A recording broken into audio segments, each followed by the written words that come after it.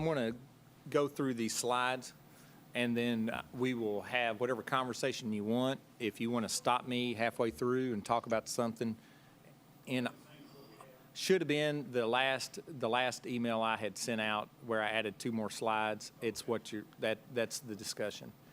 So we'll add the commentary that's for that.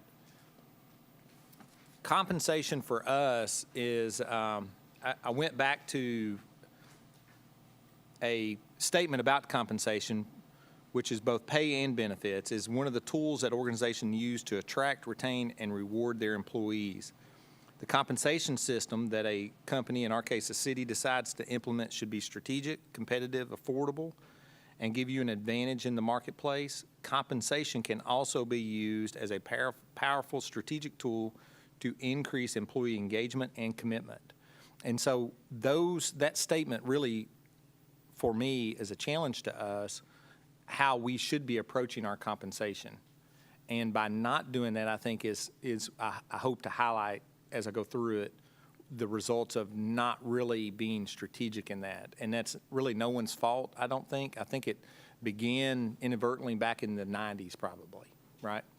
The goal of our pay system should be, we would need a pay and benefits philosophy statement, in my opinion, that is driven by competitive market data, and also we have a strategic approach to what we want to accomplish with our compensation plan. And also we want to make sure that employees fully understand what makes up that compensation plan, make sure that they have an understanding of what they're being provided in exchange for their employment, right? And so ultimately we want our compensation to be a bridge to where we need to be as a community in terms of the services and the service levels we provide. The compensation, what are our existing goals? I don't know that we've really identified those per se, other than just making sure that we pay people, has always been the dialogue that we've heard. But really, we want to make sure these 3 tenets are always present when we're talking about compensation, and that our pay is affordable for the city. It provides structure so that employees have a place to go, and a place to be as they progress through their careers. And then it has to be reasonably competitive so that we retain the knowledge that we need to do this, to provide the services that we are asked to provide, right? So this, in short, and as simply can be, is really our compensation model as it sits today in terms of pay. And on the surface, it looks thought out and tidy, and but what we would submit is that where is it identifiable on the sheet, that what's our strategic goal for those spreadsheets, those three files. And it's really, you can't really identify any methodology other than just a nice simple spreadsheet that goes up as you get increasing levels of grades, and it's got a range which you're required to have. But as we get into it and we look at how it applies to our existing workforce, some of the things pop out to us. And so for non-hazardous, we'll start on the left side. A grade 18, if we look at the maximum in that range, the max is 23. The minimum for grade 23 is 23,000. The max for grade 23 is 35. The minimum for grade 28 is 35. Max is 59 for grade 28, which goes all the way to grade 33. So at the end of the day, on the non-hazardous side, you have 3 pay steps, one from 23 to 35, one from 35 to 59, and then 59 and up, right? But in addition to that, our hourly rates are very low, and we want to see and try to confirm that or not, right? So that's what the HANA market study was designed to talk about. HANA doesn't really look at your structure and doesn't really talk about how you've graded your positions. It's strictly looking at the hourly rate column, right? And so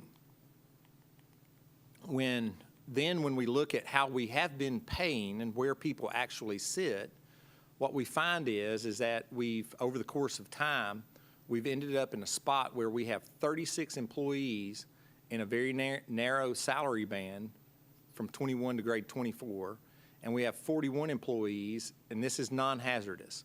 So you got to take the police and fire out of that.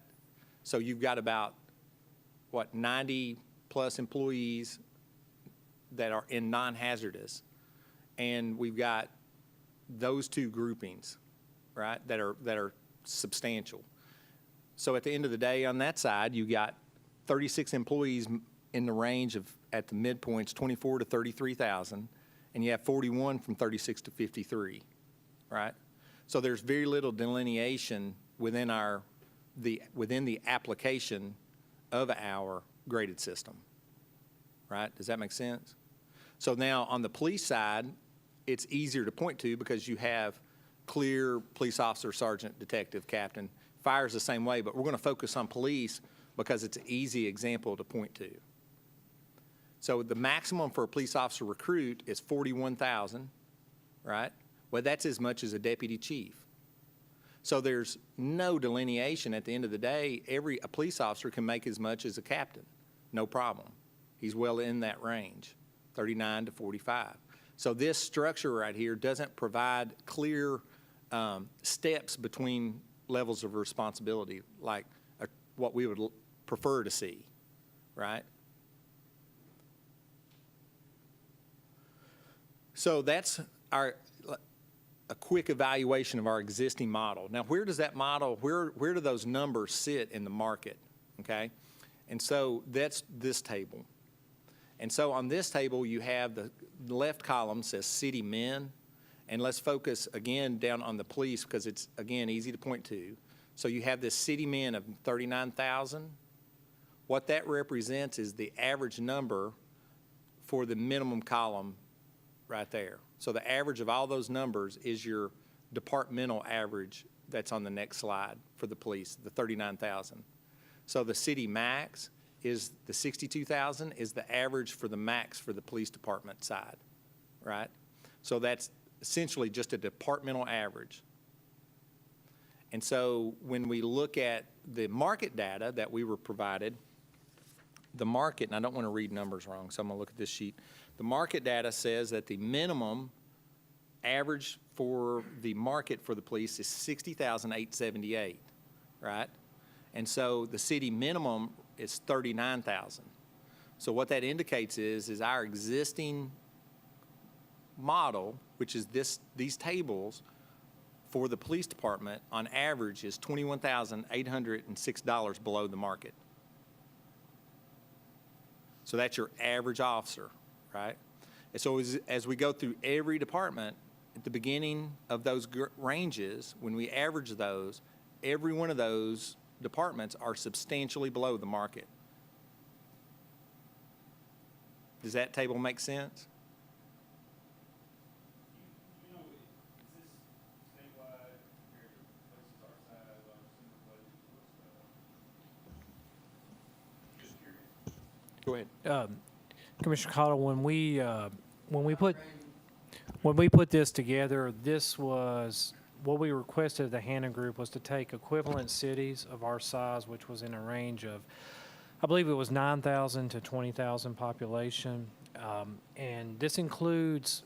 When we asked for this data, we looked at multiple data sources, including KLC, some additional sources. So it pulled from about, I think there was 4 data sources that the Hannah Group used. But yes, to answer your question, it pulled from the similar cities comparable. Now, there were some of our positions, too, are comparable to the private sector, you know, for positions like, you know, some of our maintenance is a good example. Those are positions that you market, compare yourself not only with the public sector, but the private sector. So all that got considered. And when we looked at our jobs, we didn't look by pay grade. Each job was looked at individually. Because one of our challenges with our grading system, too, is that we have different sectors or industries that are in a similar grade. Like, for example, if you look at, like on our grade 25 is a good example, we have finance positions graded there, but we also have like our cemetery sexton graded. And so when we took the study, we delineated out these specific jobs and then had them compare them against other cities as well as the private sector for those that were relevant to the private sector.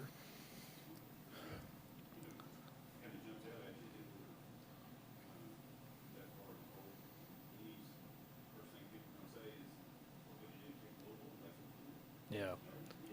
No. Yep. So as we've gone through the last few months of this, what we've done is we've looked at the data a little bit, and then we've gone through these tables, and we've tried to identify things that we could do to, what do we do, right? And so, which is why we came to this sheet. So really, we've got, we're at the last commission meeting, Randy provided a recommendation on the first bullet point and the second bullet point, right? So what we are recommending is to organize the incentives uniformly for the non-hazardous as well as hazardous, right? That's your longevity pay, for example. Then also, we apply the compensation plan that we have with a standard methodology for changes, right? And I'll go over that in the next slide.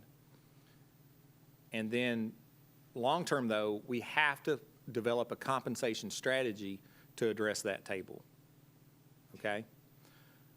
But when you get into it, it becomes really interesting, and we actually believe, and we'll show, that the actual pay is probably worse than this, right, below the market. And so that's the intent of the second slide after this. So longevity is pretty straightforward. If you're grade 23, you've been here 4 years, the policy change that he's recommending is we do 2 incentives, 1 at 3 years and 1 at 5 years. And so I'm showing you on that table how each is applied. So if you have an employee with 4 years, they get the first one, they don't get the second one. If you're an employee with 12 years, they get both of them, right? And it's very straightforward. The next one is more complicated, and that is how you apply those ranges, min to max, okay? And I'm going to be flipping back and forth because at the end of the day, that seemed to be very easy. So I'm going to be jumping slides on you, okay? So you'll just have to be patient with the flicks. So as we go through this, let's focus on the left side first, and we'll try to read that. Currently, employees level within the grade range is a result of COLA adjustments, okay? And what the COLA does, it is a methodology by which we have we've done an annual adjustment to the employees, and we've called it a cost of living adjustment. But the problem with that is it doesn't keep pace with the market rates, and then also, therefore, it becomes more negative below the market over the course of time, right? And so what Randy has proposed is when we're talking about the experience-based pay, is a policy decision that at least stops that bleeding and makes a short-term correction to try to get us back to where we're allowed to be without doing a major, without applying this spreadsheet, just applying the one we have. It is an attempt at policy implementation to move us within the min and max range to a more appropriate level, right? And so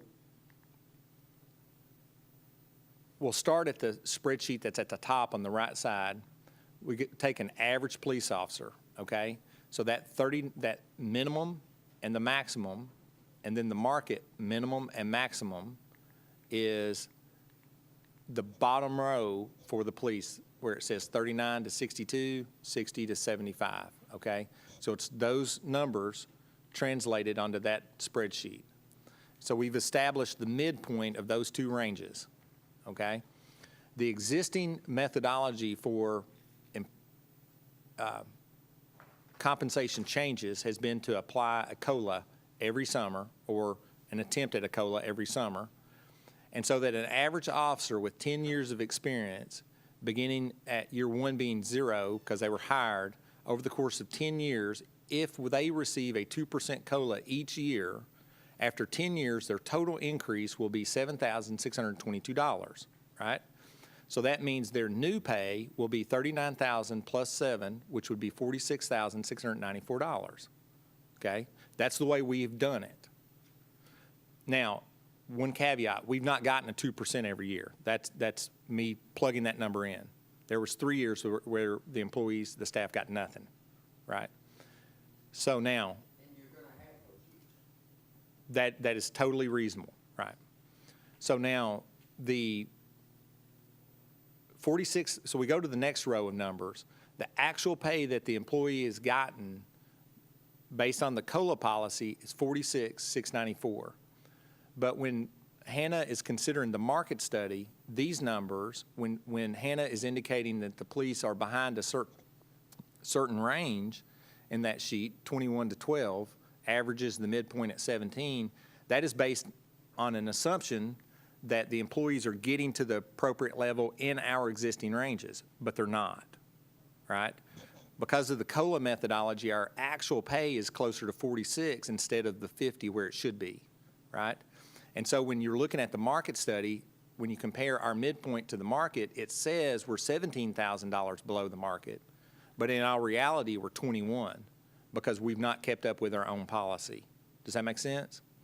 So the methodology, what the policy decision Randy has developed and we are proposing is an initial step. It's a stopgap step, but it's a policy decision that should last long term because your annual payroll changes is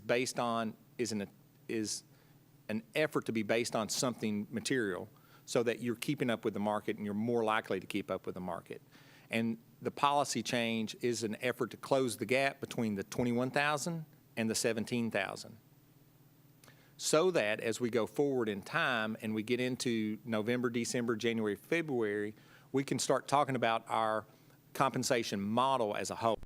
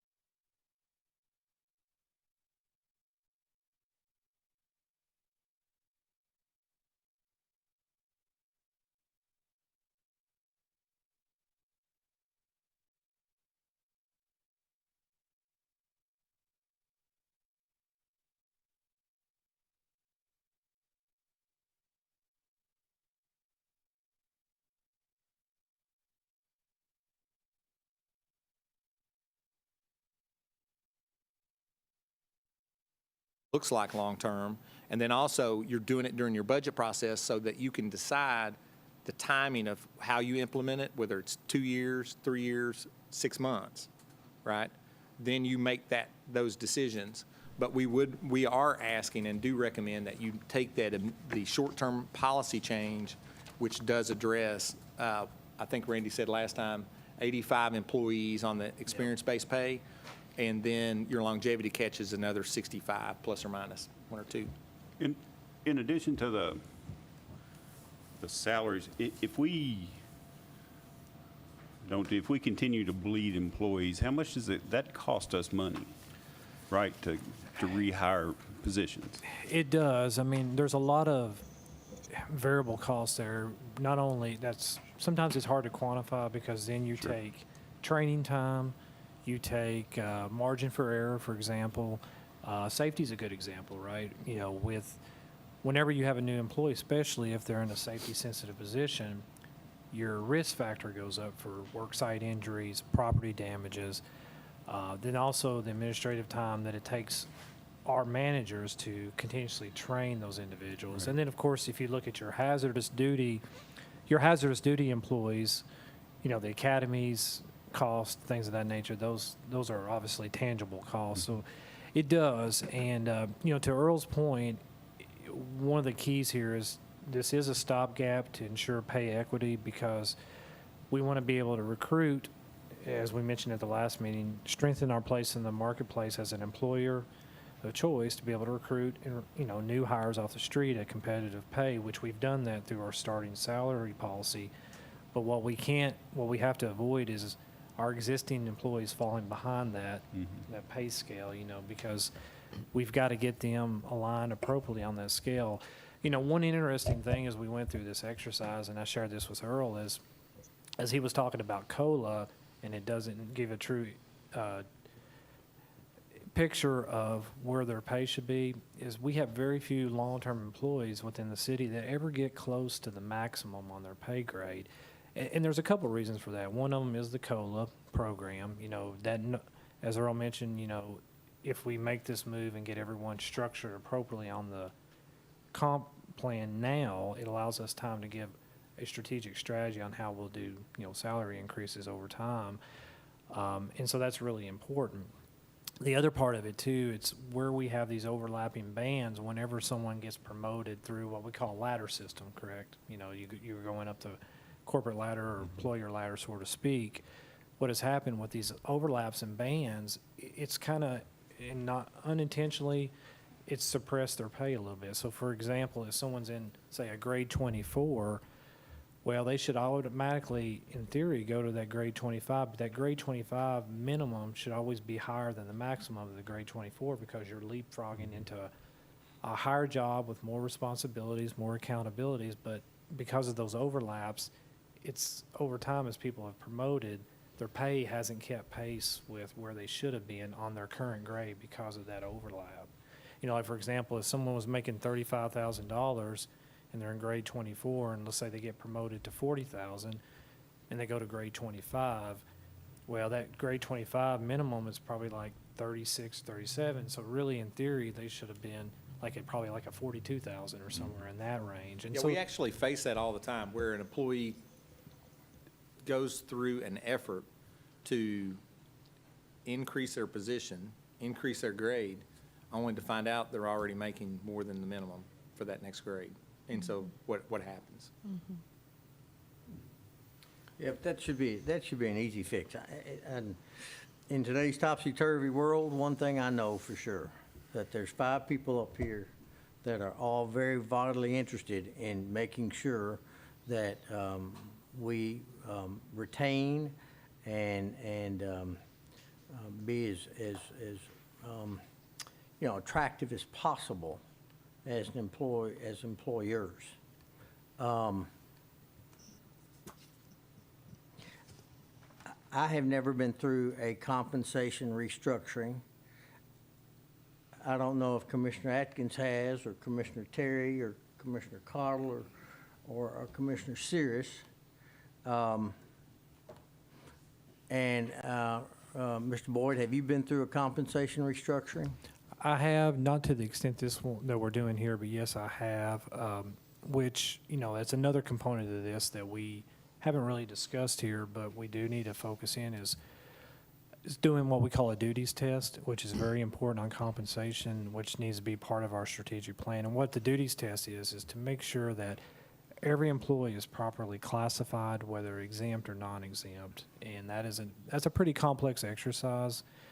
Because what we have to do too is make sure that we do not ever move an hourly employee to a salary employee and take away their overtime provision rights as defined by the Department of Labor. So there's that part of it that we haven't talked about. But to answer your question, Mary, I have, especially with the duties test, and that's really another important strategy that we have to have long-term. But nothing this extensive. Correct. And I'm going to ask our city manager, have you been through any kind of compensation restructuring like this? I was in the office of about 80 employees. Okay. So what I'm suggesting here is that this is a large undertaking that, for me personally, and I shared this with Mr. Coffey today at lunch, I said, I need to make sure that we are using the old adage of measuring twice and cut once. I need to make sure that for me personally, that what we are doing is taking the right step that makes the right sense so that we, as we get down the road, don't have to say, oops, we overcalculated, we miscalculated, we need to back up here. Overlay on that in next 3 to 5 years some significant economic uncertainties that the city's going to face with regards to our local economy. We can control our spending, but we can't control necessarily our revenues. And we certainly can't control what we're going to be assessed from the state for the retirement plan. So, you know, all of that for me says this is a very complicated exercise, a necessary one. I'm not trying to downplay it, but it's complicated, and I want to make sure, for me personally, that we've got all the expertise possible in on this. Numbers can be numbers can represent certain things. It just depends on how they're calculated and what they're designed to represent. So I'm going to give you just an example, and feel free to clarify for me. So when we talk about, we just talked about the police, and we say, okay, the city minimum is 39, the city max is 62, and the market study minimum is 60. But does that take into consideration the composition of our city police department? For example, you've got one chief, and he's going to be at the higher end. And you may have a lot more at the lower end. So does Hannah's group's number, does that reflect our composition, or does that reflect a state average? It reflects a comparison to those jobs right there. Okay. So it is looking at a police sergeant, industry-wide, a police sergeant. A police detective, what's a detective make? So the average is strictly an average of those numbers, but each job is an individual, right? So it says that for a average police officer in a city our size, the minimum is a different number than what we're paying. And by averaging all those numbers, it is a simpler spreadsheet. We can bring all those numbers out, and will this winter as we go through it, so that we get into those details, right? But we're not asking tonight, as you know, and you're well aware of this, but we're not talking about taking steps towards this yet. We're just talking about the initial policy changes to try to make us more whole inside of our existing compensation bands. That's all we're talking about with the longevity and the pay scale adjustment, right? But in terms of the market, though, it is those positions that has been graded by Hannah. So a police chief here, by comparison to the cities our side, what does a typical police chief make? That is the basis for that average number. It doesn't care about how many police officers you have or how many sergeants you have. It's about what does a sergeant make in a city our size in the market. And that is, I believe, base pay to base pay, exclusive of benefits, correct? That is correct. Well, It is. okay, and bear with me, guys and girls, because maybe I'm just thick-headed here. So when we say, that I'm thick-headed? So when we say that the market study minimum is $60,878, and therefore we're 21,000 under, is that 21,000 under for everybody? Or is that 21,000 for? That's an average. That's That a is de- the average of all those minimums in that column and all those maximums. That is the basis for that range on this slide. So some people are going to be Right.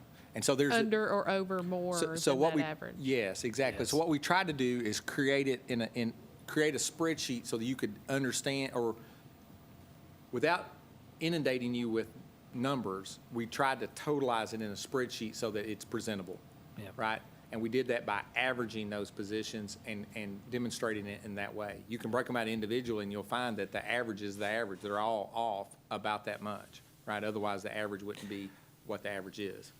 And when we went through this exercise, one of the most things that was really telling too is our minimum market variance per job is a greater gap than the maximum variance. So there's still a variance there, but the minimum was off quite a bit more than the maximum range when we did the market study.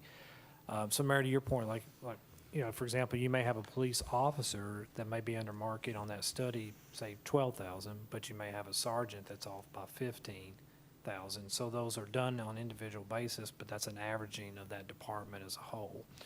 And then the other thing that was really key when you did the study is where you have the different job sectors that are blended into the same pay grades, you had to look at them on an individual job basis. So your grades are, if you average your grades, there are going to be a variance there, but each individual job had to be looked at. And I think, and again, this is just conversations about like future vision of where we think we need to go, is that when we look at our grading system, we really need to align that similar industries, because then what happens is it's very hard to take a technical job, like if you took a maintenance job and graded it against an administrative job in the same grade. You can't really do that because the market doesn't look at it that way. It looks at it on a per job basis. And so we really need to try to align our grades more to the similar situated jobs on those grading And systems. right now, our grading is based on longevity. To be honest with you, I don't know how the grading was designed originally. I don't know. Okay. I'm just, That that's a brings- transparent. That brings me to another point, and Earl and I talked about this a little bit. Again, I don't think any of us in this room are experts in terms of pay structure for municipal government. I certainly am not. And as we get into this reset, and this, what I'll consider kind of a cleanup, I really would like to see somebody, whether it's Hannah Group or somebody else that specializes in this kind of detail, to come to us and say, hey, here's a more equitable way to do it. Here's a way that clearly delineates different positions and different scales, and different longevities in those scales. I really would like to see that. Okay. If we're gonna do this, I think we need to have that information, because I have no experience in this whatsoever. As the mayor pushes for a pause button here, a little bit more scrutiny, I also would like to add, benefits have a worth. And so I don't mean to say that I want our employees to get a raise, but I think benefits have to be weighed into it, and maybe they were, but I'm not seeing it that much here. We're just strictly talking salaries. Well, this is solely salaries, because when we look at salaries, most of your employers in marketplace have some type of benefit package, but also have competitive pay on top of it. Now, obviously, they have different ways of managing their benefits through whether they pay 100% or they have cost-sharing methods. That's different, because there are, one of the challenges with benefits is, there are, even if there is a cost-sharing provision with employers, there are affordability limits on that as defined through the Affordable Care Act, meaning you basically can't, employees capped that they could ever pay on health benefits is 9.5% of their income.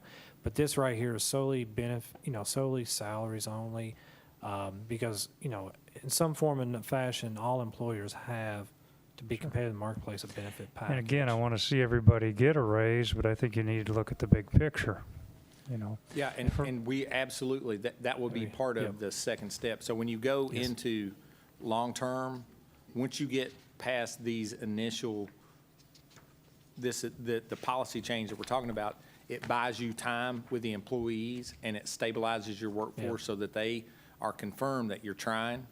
And so then, once you get past that step, then you can organize according to this slide, which is at the bottom right, is you want to organizational opportunities, you want steps in between the grades, you want things like that, you want strategic compensation so that your compensation plan reflects what you want to do.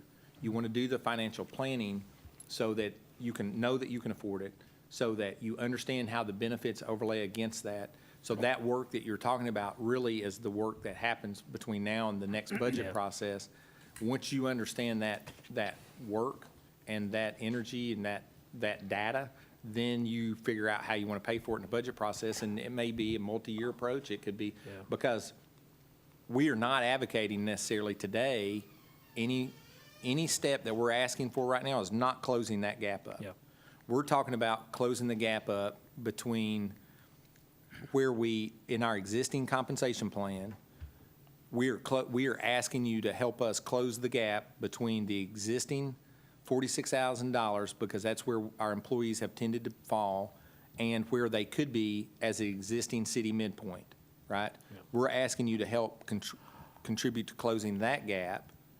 And so then the market study, closing up the $17,000 number, is a much more substantial discussion. And we're not, and that is one that you need to talk about the totality of your compensation plan, your benefits, all factors considered. We need to verify, as the mayor challenged me today, and he was very wise to do that, which was, well, what are the other cities, what are the benefits of your other cities? Well, we believe, we read and interpreted, but we need to confirm that. He's totally right.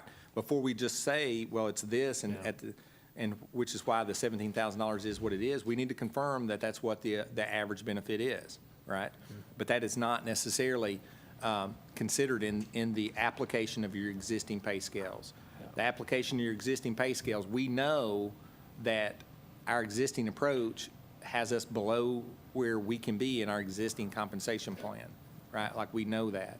So, which is why we are asking that policy change be made in the short term to bridge the gap between now and when you completely evaluate your compensation packages. So is any adjustment going to be made to our classification scales? to There's no make it- adjustment to anything on that sheet as a result of the policy we are asking you to employ, either the longevity or the application of that by policy, which is the pay scale, the correct pay scale approach, right? All we're saying is that if you have a grade 25 and you have an employee that's here half-time, that they reach that 36 number midpoint. We want to guarantee that, because that is what our own policy allows, and we know, based on Randy's evaluation of that, your HR director's evaluation of our pay, we know that we're not there. We know that, which is why 80-some employees are impacting significantly. When you apply that model, we know we're not paying that, right? Well, I guess, if we're only talking about internal right now, Right now. there's still an overlap on this chart of, if your maximum at level 18 is the 23,262, then your minimum to move up to 19 should be above 23,262, correct? Right, and so, which is why we developed this three-point approach, basically. Okay. In the short term, we know that we're not fixing that. We know that, which is why we termed the stopgap measure to our policy, right? To help bridge the gap and maintain your workforce that you have in place, stabilize retention in the police department, for example, which we know we've had a high turnover, right? So we are asking to do step 1 and 2, implement longevity for the non-hazardous, implement a minimum level of pay for your experienced employees, and then do the things that we're talking about that are complicated. Do the hard lifting over the next 4 or 5 months and come back with a reasoned approach, maybe several more workshops. If you want to get the HANA group in here, we'll do that. We'll figure that out, right?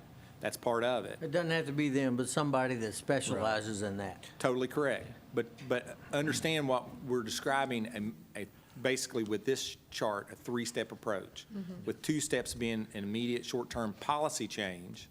1 treats all the employees the same. Right now, hazardous gets longevity. The water plant does not get longevity pay, right? Only the police and fire and 911 do. That is an inequity amongst your staff, right? So we want to stabilize that by saying that all employees get longevity, and then we want to apply our existing salary bands based on experience, and that will stabilize, that will increase pay for several of your police officers, several for your long-term employees, and give you time to do your full compensation study, which is what we all can acknowledge on this chart needs further detailed look. And that really is what this chart says. Mayor, to your point, we need to get into these numbers. If they're this bad, we got to figure that out. Yeah. Right? And part of that, to that long-term strategy, Mayor, to your point, Commissioner Saris, too, is when we factor in really those additional costs, like we know the retirement's going to go up, each year over the next 5 years, and then the benefit costs, all that has to be part of that overall strategy, whether you say, okay, we do whether it's a 1 year, 2 year, 3 year step to try to get to those objectives, that all definitely has to be looked at. And then also strategically, as we mentioned at the last meeting, once we get a footprint established, we don't let our foot off the gas, so to speak. We stay on it every 2 years, and that way if there are market adjustments that have to be made, they're marginal and they're manageable at the same time. And so all that needs to be, we need to establish and work on that once we establish this, if these are approved as far as these short-term objectives.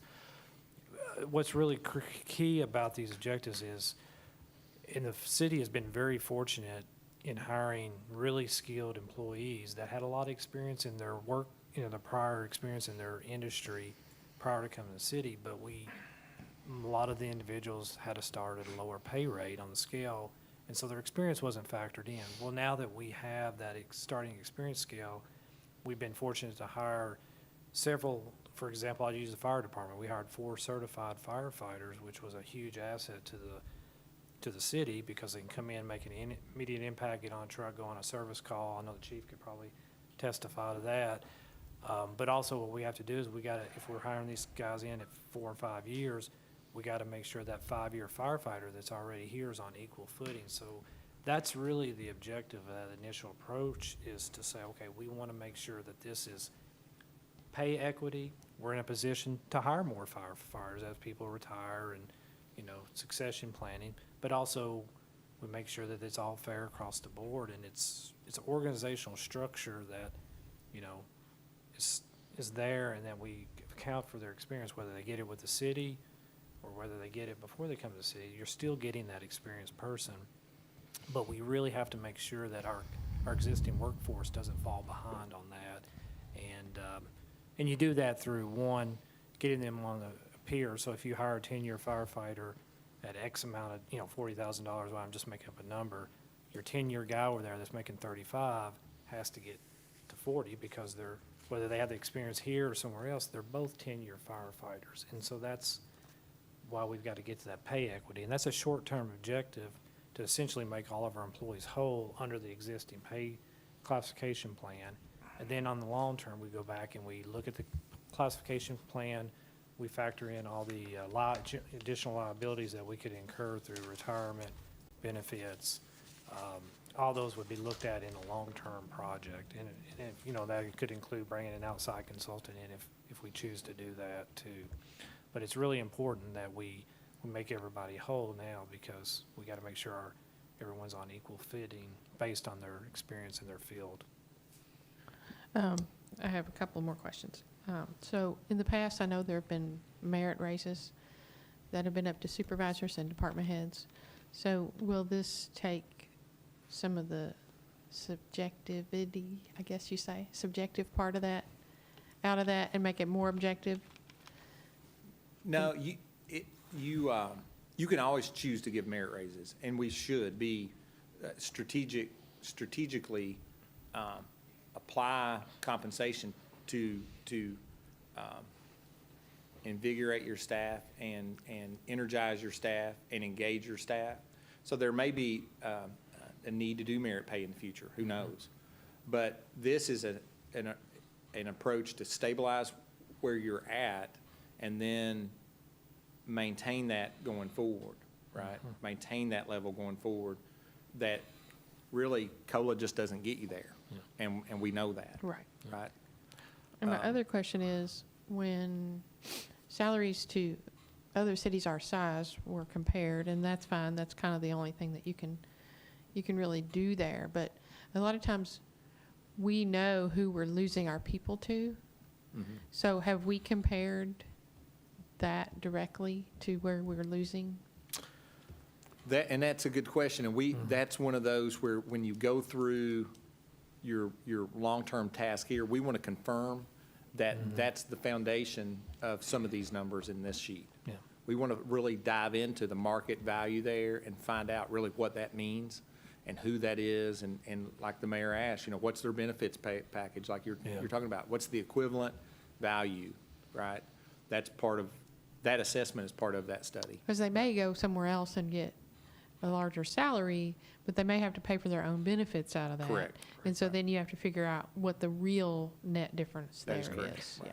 And, another part of that too, is also, are they really in hazardous or non-hazardous retirement? So there's things like that to look at. And then we can also look at in that long-term strategy, how do they go about, okay, they pay X amount to a new employee, but how do they go about giving salary increases once they hire that person? Those are all things that we could probably dive into. The market study doesn't show that.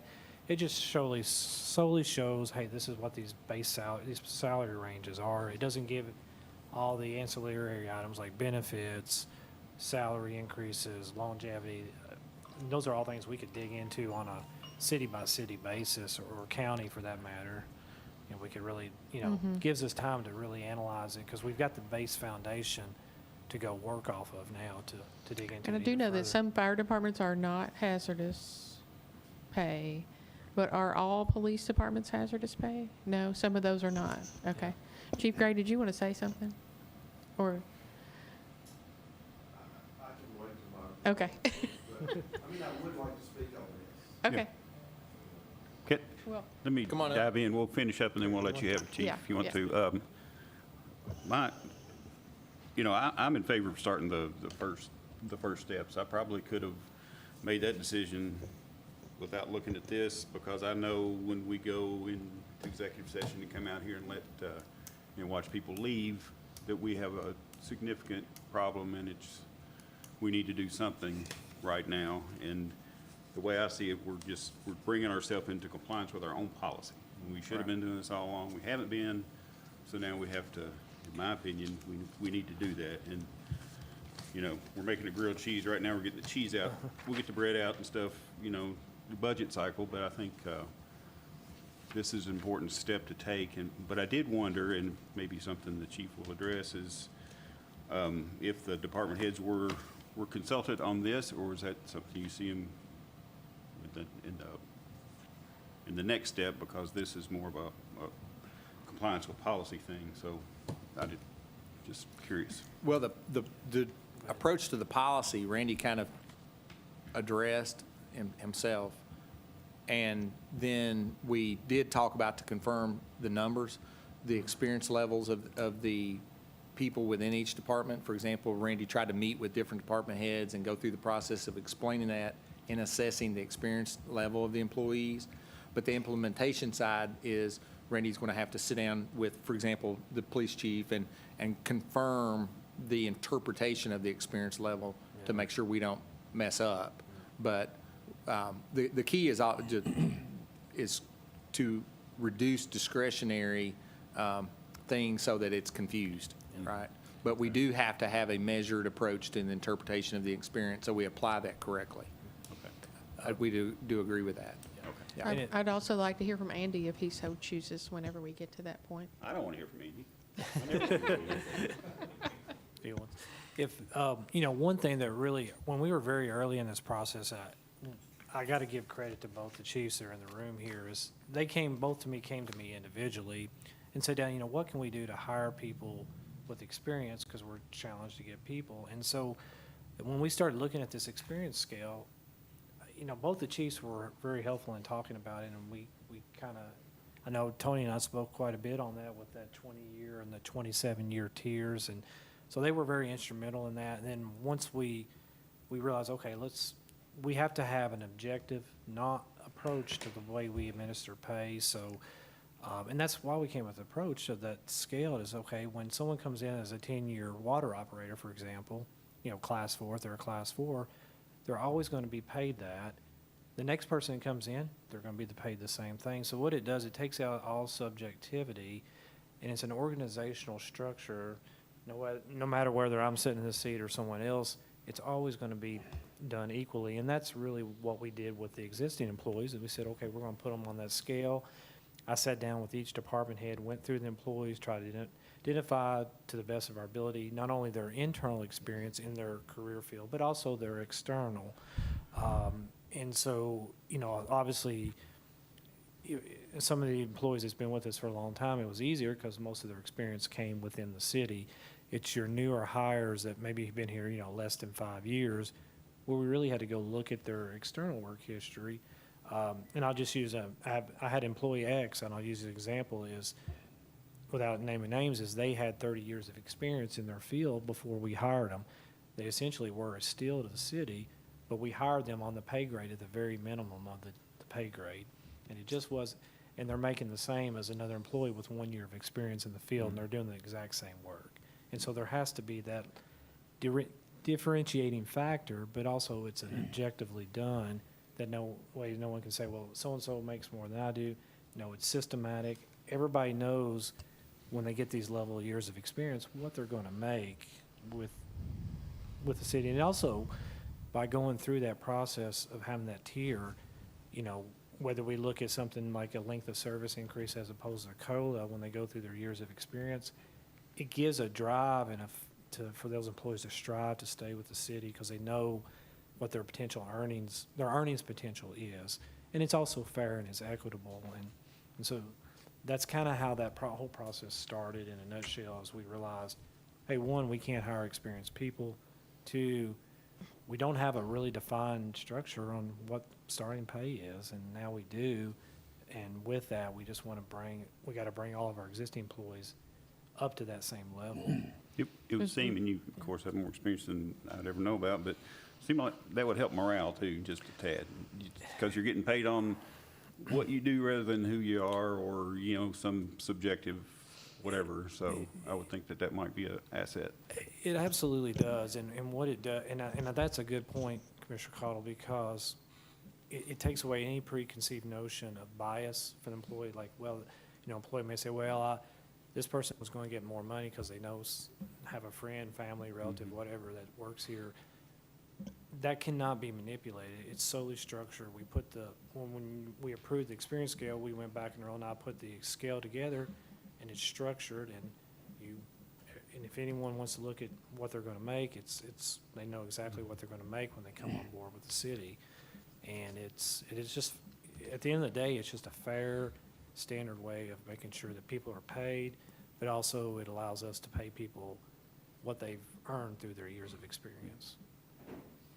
Let's, Chief, add. I got several questions too, but I'll wait till after the chiefs or all the department heads go on my questions. Do you need this? Go ahead. So, one of the biggest problems that we're facing in the police department is, for example, the academy now. If I hire somebody today, the academy class I'm going to send them to today is not until April of '21. We're 6 people down. So at April of '21, that's another probably 9 months after that day before they're out working on the street. So I can't replace anybody and be a useful officer probably until March of '22. Unless you recruit from another department. Correct. Now, just saying that, Louisville last week gave everybody across the board $10,000. Bowling Green, like I sent to you the other week, they're going $12,000 for certified officers. Regardless of the length of time they've been there? Giving them sign-on bonuses.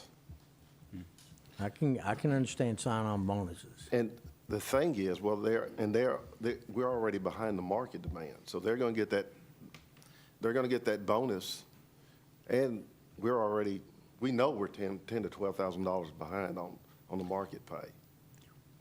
The thing is that the certified officer is such at a premium because the academy is shut down for 6 months. So, like Georgetown, I talked to them last week or maybe 2 weeks ago. They know they're going to lose 3 or 4 officers because Lexington's going through a hiring process. I'll tell you right now, we've got our K-9 officer is in the hiring process at Lexington. We're pretty sure that he's probably going to take the job. So I don't have a K-9. I've got something to do with that dog. But I'm already 6 down. If I lose him, I'll be 7 down. Chief, and it's not just, be clear about this. Now, he's naming big cities. It is not just big cities. I can name a town with a police department of 15 employees that in May gave their employees across the board $2.50, straight up $5,000 raise. Right. Now, that was 15. The county, smaller town in the same county that has 8 officers, their reaction was, well, we got to go $2. And they gave their employee, because that's what the market, because we have a shrinking labor force. So you're competing for warm bodies. Yes. You got to remember that.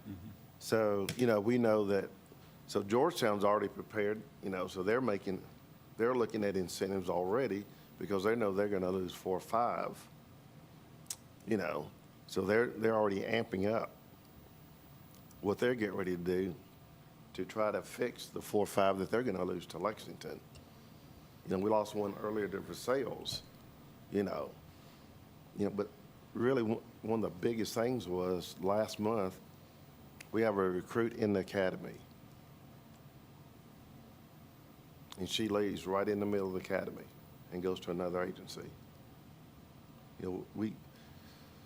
We've got to stop those kind of losses. And I mean, it's not something that, I'll just be honest with you, for us to just get the 6 people back, the way the academy is set up now, you're probably talking a good 4 years. Well, it's clear that in order to get those back, you're going to have to recruit. So you got to figure out, okay, how do we structure? It's not even, the recruiting is not, we can get people in. I can hire people all day. We got to keep them. We got to keep the ones we got. It's not about recruiting. That's the thing. It is not recruiting. It's retaining. Well, We've gotta- it's both, Chief. It's both. Not 'Cause- really. Well, It really isn't. if you're 6 down and it's going to take you how many years to replace, you don't have that kind of time to replace. If you're just going to pay $12.44, you're not going to get them because we're going to keep losing people. Well, I said it's both, but you got to come up with a plan for both. Yes, we got to keep first. Right. But as far as recruiting, people come here. We can get people. It's just like we lost one to the Tennessee Highway Patrol. He came here because he knew he was going to get excellent training, but he doesn't live here. His fiancee lives down in Tennessee, so he came here. He put his 3 years in. Boom, he's gone to the Tennessee Highway Patrol. Those people that leave us, just kind of like, Assistant Chief Robert Estel, retired 2 years ago. He's gone down to Florida. He's been there about 2 years. He's already a detective. People that leave here don't just leave here and go somewhere else and not make any money. They go somewhere else and exceed, because we do good training. They're going to get good experience here. We're turning into right now, we're just a great training ground for law enforcement. We've got to learn to keep the talent. We've got to do something to keep the talent that we have. If we can keep people, we don't have to worry so much about the recruiting because they'll come here. It's retaining. It really is. And that starts with the first 28, 30 we have now. Correct. If we're 6 or 7 people down, can we use that salary to offer some sort of incentive to our people that are already here and spread that across the board? I mean, that's something that could be on the table as, it is, this that they're doing right now is a great first step. That is a great first step. Then we've got to, implement those little bitty things along the way. That would be part of the implementation on the second phase. Well, that we could but look what at. I hear you saying is an immediate possible solution is to take a drastic action to keep the ones that we have. Yes. We the people that we have, we've got 2 or 3 people that already come up on their 3 years in their contracts. 2 of those people are already taking secondary employment. We know for a fact that those 2 people are being recruited by outside agencies. Those 2 officers, we know, are just sitting here waiting to see what happens. I'm not trying to put any, but, I mean, that's just the way it is. These guys, they got a 3-year contract. When that 3-year contract is up, they're like, where are we at on salaries? Will this? Absolutely. Will this make them think twice about that then, you think? I Doing think this that, part? you know, for example, that the city has not really had a strategic plan, as Earl said, as far as salaries down the road. So nobody can, you know, all they know is they could be still making the same thing in 5 years or 6 years or 7 years. 2% a year. Yeah, Yeah. that's all they know. And I think we all, everybody, you know, wants to know a kind of, hey, what can I look at when I get ready to retire? And like I said, just because of the academy and some things like that, you know, even the state police, everybody is looking for those, every agency is looking for certified officers. I mean, the state police, maybe 4 or 5 years ago, you know, they started these LEAP classes, you know, where if you were already a certified officer, you didn't have to go through the whole 36 or whatever, how many weeks of the state police, they shortened it. Okay? That really, that should have been a signal for everybody in the whole Commonwealth to say, uh-oh, they're putting a premium on a certified officer. That should have been a signal. And now that you see these other agencies, I mean, those bigger agencies are putting more money out there for a certified officer. And that's trickling down to agencies our size. I mean, it's not just me. It's like I said, it's Georgetown, it's Ashland. It's towns smaller than Danville. Yeah, you know, because a lot of people don't even realize this. There's 300 agencies in the state of Kentucky, police agencies. So if you put them on a piece of paper, from the largest to the smallest, single space, there's 8 pages. Size-wise, we're on the bottom of the first page with 36 officers. They consider us almost a medium to large agency now. You know, most people think, well, we're just a small town. But 36 officers, you know, most agencies in the state of Kentucky are under 15 officers. You know, you just stop and look at all the agencies around us. We're the largest. So, you know, so those bigger agencies, bigger than us, you know, they know, hey, you know, Danville gets quite a bit of activity. There are probably going to be some seasoned officers there. So we kind of fall in that pickle a little bit. But like I said, the biggest thing is every agency in the state realizes. I mean, they realize, hey, that academy now, you know, you're talking about, like I said, you're talking about almost a 18-month process just to hire a new recruit. You know, that's a long time. It was long at 12 months, but now we're at 18. And if COVID shuts the academy down again, then you're lengthening that process. So then, you know, we're training somebody, that's just a year they're in training at the academy, that's $25,000 of salary and $15,000 to $20,000 benefits that experiences, or that, whatever we paid for that's walking out the door. We're not getting a return investment on that. And that's some of the stuff that we can't measure. But the thing is that, you know, we've got to retain people. That's the biggest thing. And it's just that dynamic of hiring a certified officer. I think that, you know, you all are maybe not were aware of, and just see how that, when we're short, what that dynamic, how that creates a hiring situation for us. You know, that increases the pressure for us to hire. You know, my guys, maybe 3 officers a year that we want to hire 3 new recruits. That's it. That puts a lot of pressure on the guys that are doing the field training as well. You know, you got somebody else in the car that you're responsible for, that you're training for about 5 or 6 months out of the year. So those guys need a break. They don't need to just keep going through that training process, you know, constantly. They need a break from that training process. And, you know, for a couple of years, we kind of got close to being fully staffed. We were at 34. And then, you know, we've lost 6 or 7 since August of this year.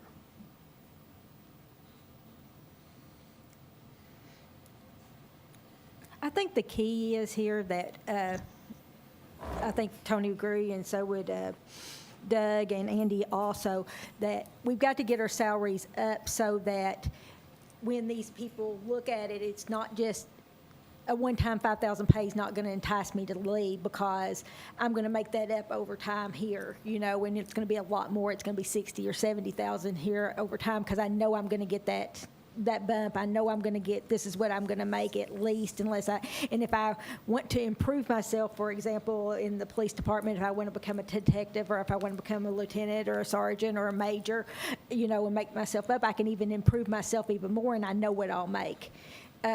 And I think that's key, that they know that we get our salaries up there so that the longevity is there. And what I was going to say back before we started all this is I think what the gentlemen were trying to explain before is that none of the market study is going to be under our bands that we have now. They're all going to be over our bands that we have now. So any adjustment we make now is not going to overstep that band. So this would be a great first step to show the employees that we're really trying and getting it there. And then the next step would be look at change those bands and change those things. But none of them are going to go, we make all these adjustments, they're not going to go over the bands that are in the market study. They're all going to be still lower than the bands of the market study. So you're not going to overstep that any. Well, like Commissioner Cottle, I think it's really important that we do this, and I think we need to do it as soon as possible. And I also, I just have one more question, I'm Okay, go sorry. ahead. Yeah, are you finding the same thing, Andy, with water workers and wastewater workers? Yes, okay. Go ahead. If these two proposals on the table pass, the amount of money, new money put into salaries is how much?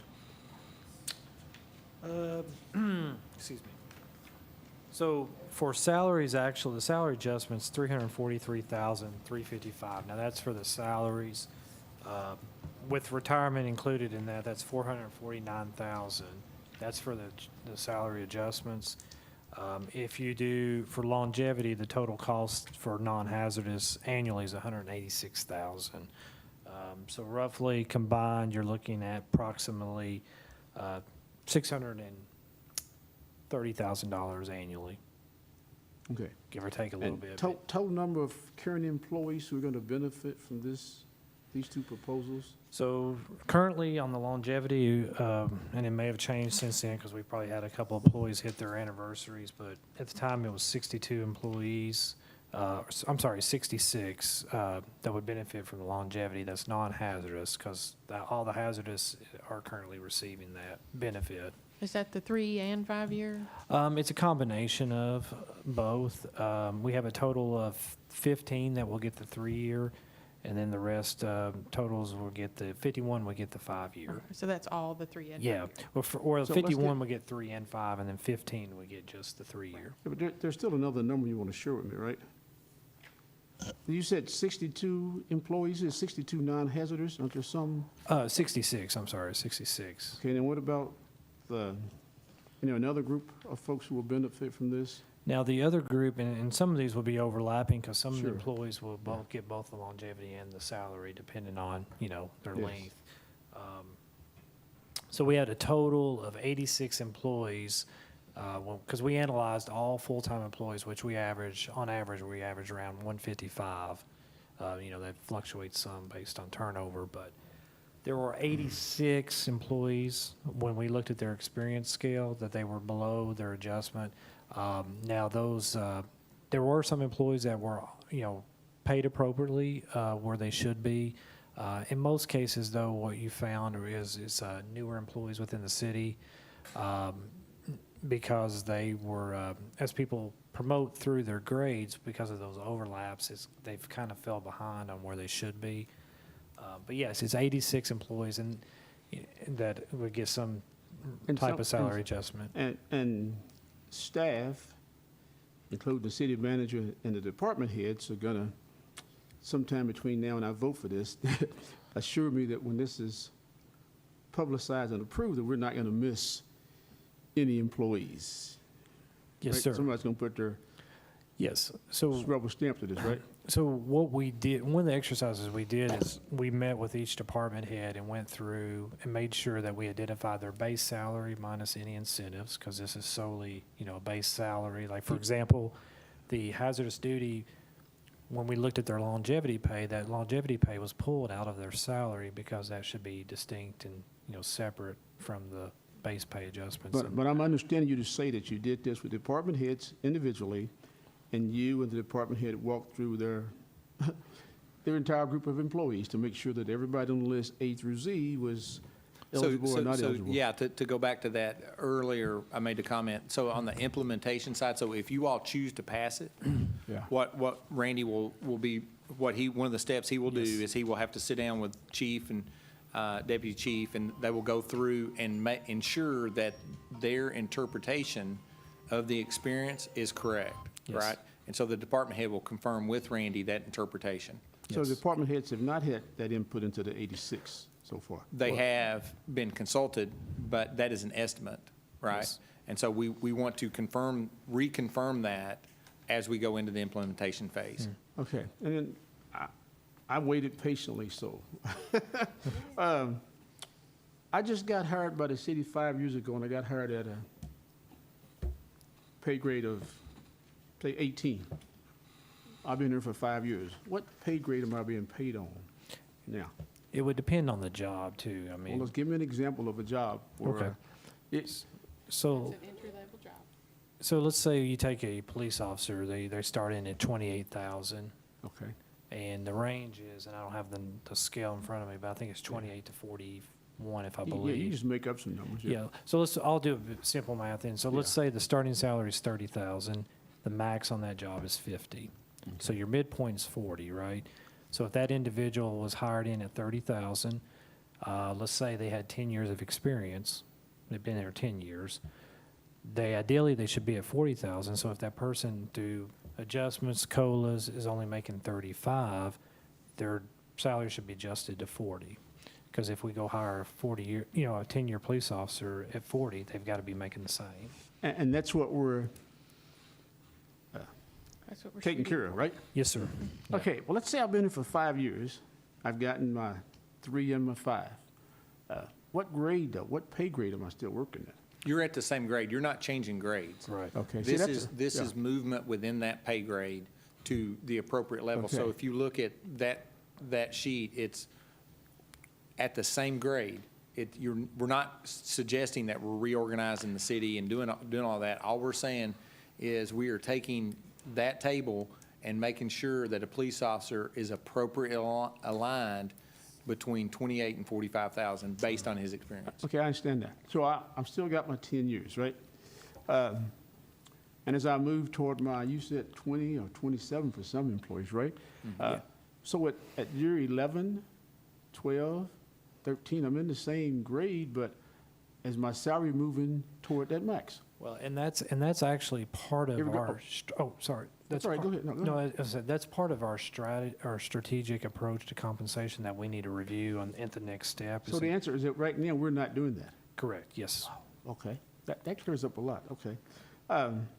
So I could be here for 10 years, and if no COLA is given, all I'm getting is just my little 3 and 5 year longevity pay. That's only raised really theoretically. Wow. And I think, unintentional consequences, that's where, when we did this exercise, we realized that very few long-term employees ever get to the maximum earning potentials Yeah. or close to the max of their Yeah. salary band. So, No, yeah. Commissioner Atkins, you're exactly right. That's exactly a scenario that we're trying to rectify with these adjustments. Because in most employment situations, okay, I go from year 10, that's my first year working here.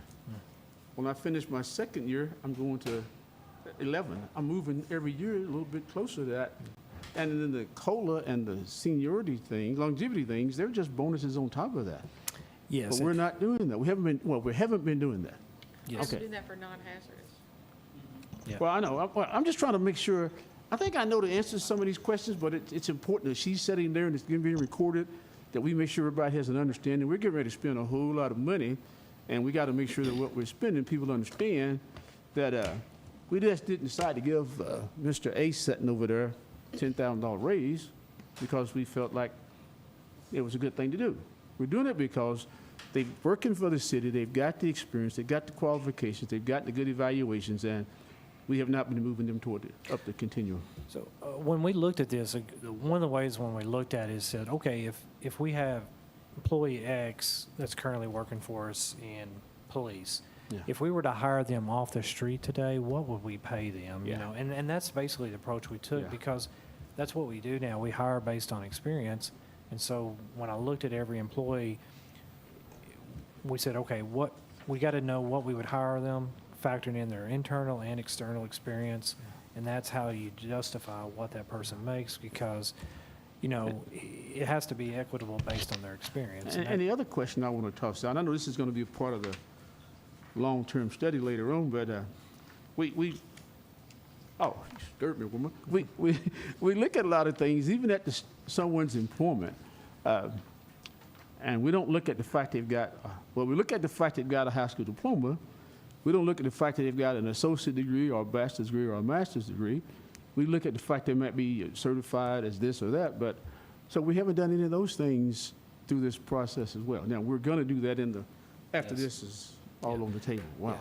Because it's, you know, really, we've got to set the platform for us to go forward. Anything we do going forward strategically, whether it's education incentives, for example, I mean, that's a possibility to Yeah. look at. You know, it's possibility, one of the things we've talked about is, you know, possibly if you move away from COLA, you do the length of service adjustment, move them up the tier, and it's in that way, it's objective.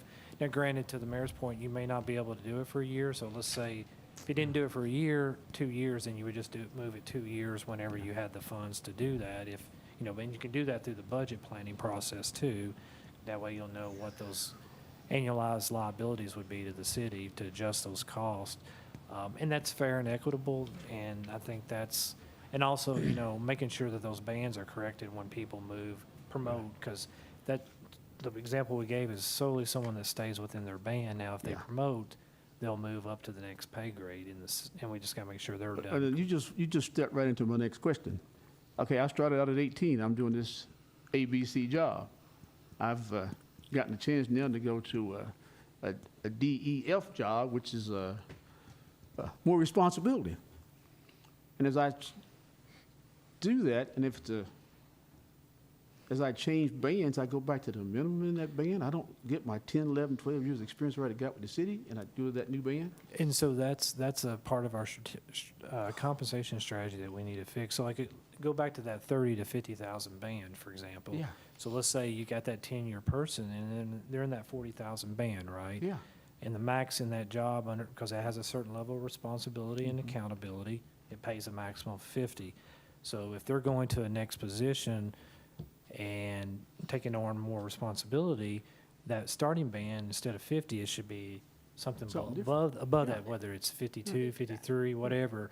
That person should start at that minimum because they're going into that new job with no experience. You know, said, I don't think they should start at the minimum. but I'm just saying, that minimum would be more than the But maximum it in should their be more current than the band. maximum of where they just came from. Right now, that's not true, though. True. And my question is that, anytime somebody switches a band, and the band that I was in was 40 to 60, as you just said. Well, my new band is 50 to 70, and I'm already 15 years along the way. And why am I taking this new job if I don't get a nice little bump in salary? Exactly, and that's all part of our strategy that needs to be looked at. But see, the answer to the question, though, is we've not been doing that. That is See, I'm correct. trying to get out on the table how, But the answer to the question is right here Yes. in this chart, I'm talking to- where it doesn't go up. It's all yeah, I know, the but, same. but the chart just shows minimum, middle, and See, I'm trying to get us to where it's incremental, not just 3 stages. Yes, so, That's so all. basically. It would be. And it, you know, it's kind of like working in a factory. You know, if you're on the assembly line, you make this much, and at year 5, you know exactly how much you're going to be making. not doing that if you stay in that exact same job. But Now, we're if not you want to doing go that. over to shipping and We're receiving, not, you're going to start out higher, but it's still going to be the minimum. So- we're not doing the year by year by year. And when you go to the band, they've been putting you back at the minimum of the band, not the middle or whatever. Overlapping, Overlapping band. yes. Instead of Yes. a separated band. But isn't that a separate issue than just the gap? It is a separate, it's a more strategic, long-term. So, and I know we're about to run out of time, but I just want to quickly, I know that this conversation always steers towards hazardous, but I would like to talk about non-hazardous. We're not talking about hazardous. Right, they're Because, not talking well, about it. it kind of always goes that way. Because okay. non-hazardous, the largest group is our public works, water, wastewater, street, public services. Those are our truly lowest paid people. Yes. And they also have opportunities to get certifications and to move up. And so they're starting at an even lower salary and still not moving up the way they should have been. And we also need to attract certified water workers in the same way that we need to attract certified police officers and firefighters. Yes. Because without water and sewer, we still cannot operate as a community. Which, So that's why I wanted to make sure that we didn't leave Andy and Earl out of that conversation and the non-hazardous people out of this conversation. Correct. Yeah. Right. Well, I agree with that, and everything I've directed has been at salaries for individual employees. I'm not distinguishing between hazardous and non-hazardous, because I think if I'm the lowest paid guy on the totem pole, so I've been here for 15 years, so I'd have 15 small adjustments, increments. And we've not been doing that. You're correct. Okay, so we have another commission meeting here in a minute. Sure. And so my ask is, we have 2 more items listed on the agenda for now. If we end the first one after, since it's a discussion, the next one I think is the municipal order identified addressing the longevity pay. Do you all have an opinion on, or any conversation you want to have about that policy change that Randy's described previously? These both say longevity pay at the top. What's that? Excuse They me? both say longevity at the top. That's an error. Are there 2 numbers? Yes. Yes. Different numbers, but they say the same thing at the top. Okay, well, that's something just got lost in my scan, probably. Okay. That would just be the title. The bodies of them are wholly separate. Mr. City Attorney, would it be proper or improper to make a motion to move these 2 items, number 2 and number 3, to the next meeting? We can't do Give us that. some time to I think think about it's a special call meeting. Yeah. isn't it? Unfortunately, under our current rules where we don't have the public here, these are technically special called meetings, and we can't adjust the schedule of the items on the agenda if they're not already there. I'd like to see us schedule another special call meeting to address this. I would like to make a motion that we pass municipal order 110901-2020. Second that. And I believe that is the one that the contents actually specify regarding longevity That's the pay. longevity. How is that different from what we've been talking about on the gap? Longevity is the incentive. It's solely separate from salaries. The other one was solely based on base salary. So we're getting ready to talk about a whole new subject? No. No. No, Mayor. So if I may interject, just in the spirit of time to be quick. We have the first municipal order addresses only longevity pay. It would treat all city employees the same as you've previously done for fire and police. Longevity pay now applies to all hazardous duty employees, but not non-hazardous duties. The municipal order on the table is to provide longevity pay for all employees of the city of Danville at a 3- and 5-year mark. And what does that cost? That's 100. That's the one in the memo. I think it was 180,000. 186,000 including retirement. That includes retirement cost into it. It's 150 for base adjustments, 36,000 for non-hazardous retirement contributions. That's to give the non-hazardous the 3- and 5-year bump. So that's the first municipal order. The second one is the compensation pay rate adjustment, which incorporates the years of experience that has been the bulk of the discussion this afternoon. And then Michelle, if she would provide a quick comment that she provided at the last commission meeting, we did were able to sit down with Michelle and talk about the long-term impact of these two changes, and I'll allow her to speak to the affordability of that. By reworking the budget and putting things in where they needed to be, taking it out of our insurance premium that was overstated for health insurance, we were able to get it to work for this year, and then we looked at it to go out, and the next several years, it should be sustainable to do these adjustments based on that impact. And we did it based with, the 12%, saying that retirement was going to go up 12% each year, as it was supposed to before this year. Have you to got any make sure. you got any pro formas that we can look at on that? Earl has some Yeah, that we that definitely- I've sent to him that he Right. could send out to you all. Did But we did the, She fully incorporated these two changes, these two municipal orders, into the existing pro forma to ensure that it's functional in the same way that it was before, and we believe that it is. Was that based on if we were fully staffed in every department? it's based if we're fully staffed in every department. All budgets that you do as if you're fully staffed. Right. And based on this fiscal year's budget? That is correct, right. We rearranged this year's budget to make it to show what it needed to be, because we had to put some stuff in overtime also, where it was cut out, and it was able to keep budgets under what we have now and go forward. And department heads had input into those adjustments to their budgets? Police did, and fire did, and Earl had told me what to do on the utilities. Correct. So your answer to that question you're telling me is yes? Yes. Yes to what? Yes, Input. that the department heads has input on in it. See, I guess, I don't mean to be a stick in the mud. I'm going to be gone in 2 years, and whoever's left standing is going to have to be prepared to deal with this if there is any negative impact going forward. That's why I think a pro forma that says, here's what we look at now, here's where we are in year 2, year 3, year 4, year 5, taking into account any adjustments on the pension, et cetera. I just think that's prudent on our part. But now, if y'all want to go ahead, like I said, I'll be out in 2 years, and you Well, I go don't from believe there. the staff would be making this recommendation had that not been done, and Well, but I'm not and- hearing it's been done. I haven't seen No, any. we She did, just we said we it have did. done it, Then I and think, we then can't I make think that it's available. incumbent upon staff, because we're the ones that are gonna have to accept the blame for it, not necessarily staff. We're the ones that are gonna have to accept the blame for it, because we represent the taxpayer.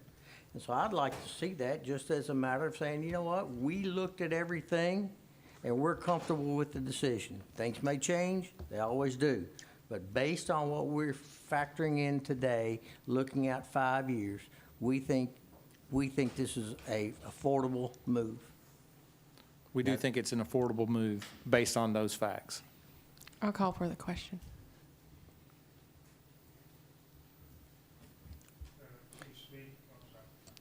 Chief moved up the microphone. Can we let him speak?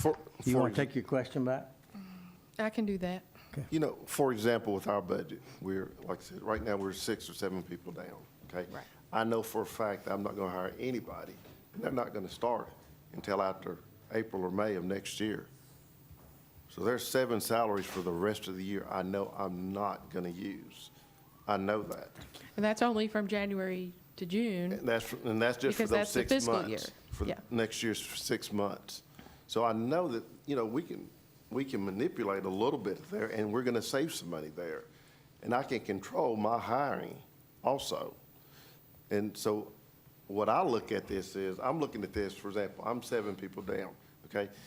If I can give people a raise and I just hire 3 people instead of 7, we're still gonna be saving 4 salaries out of that budget for the next year. And we kinda can control, what we're spending there, And that's kind of what Michelle and I did when we looked at our budget, If I don't hire all those positions, then okay, maybe in January, that we could give so much money because we know we're gonna be saving so much money because we're not filling those positions. Well, and in addition to that, we looked at some of the line items that were overstated, probably for the way I would propose.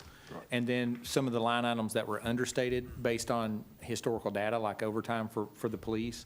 And so we've tried to make an effort to correct those in this step to ensure that even that is repairable in the year we're in. So we've done that as part of this process.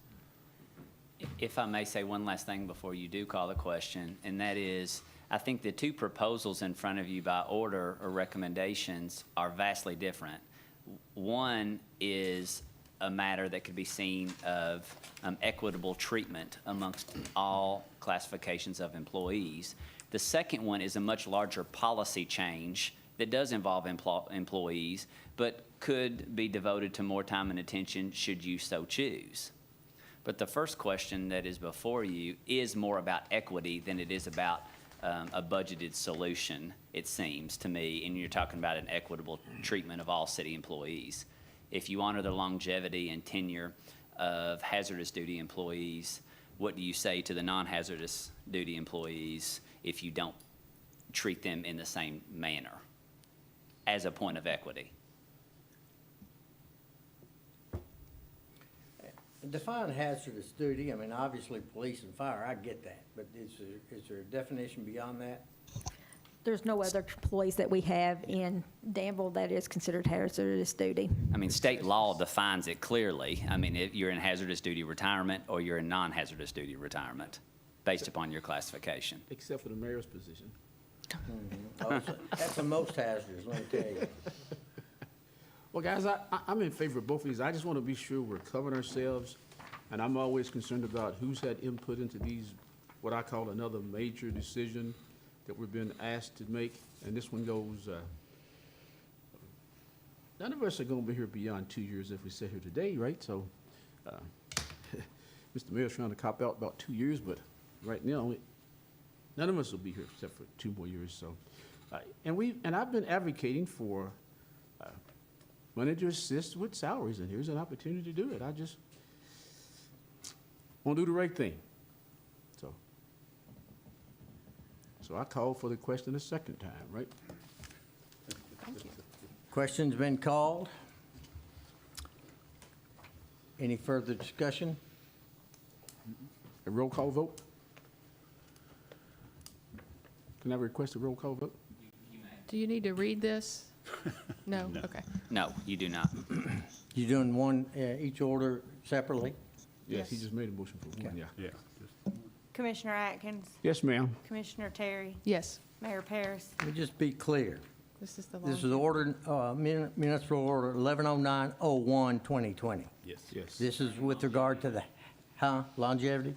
Concerning longevity pay only. Yes. Commissioner Caudle, Yes. Commissioner Saris. Yes. Now, the other one does not necessarily have a dollar amount attached to it. Oh, yeah, it is. Yeah. With that one? I guess that one didn't either, but, yeah, this one, I think I concur with the mayor that we probably need to do a little deeper dive into this one. Is there some way we can just instruct staff to do that rather than pass this Well, order, or would and- this and order share it do with that? us. Share it with us so we can look at it and see it. Absolutely. We would have done that absent the missed meetings and a couple of things like that has happened. Sure. But I think I'd want to see that before Yeah. going ahead, but. Well, So I- we're on the right track. So you don't have to take any action on that. You can simply direct, or staff can take that direction to make it as a regular agenda item on the next regularly scheduled meeting, if that's the temperature of the Does commission. that need to be a motion? No, we'll bring it back in 2 weeks. That's fine. Fair enough. Can we take a short break before we go into regular session? I would You say, may if I you- would say that we'll move to adjourn out of this session. Yes. Second. Motion made and seconded. All in favor, say aye. Aye. Opposed, like sign. Motion carried. All right, thank you.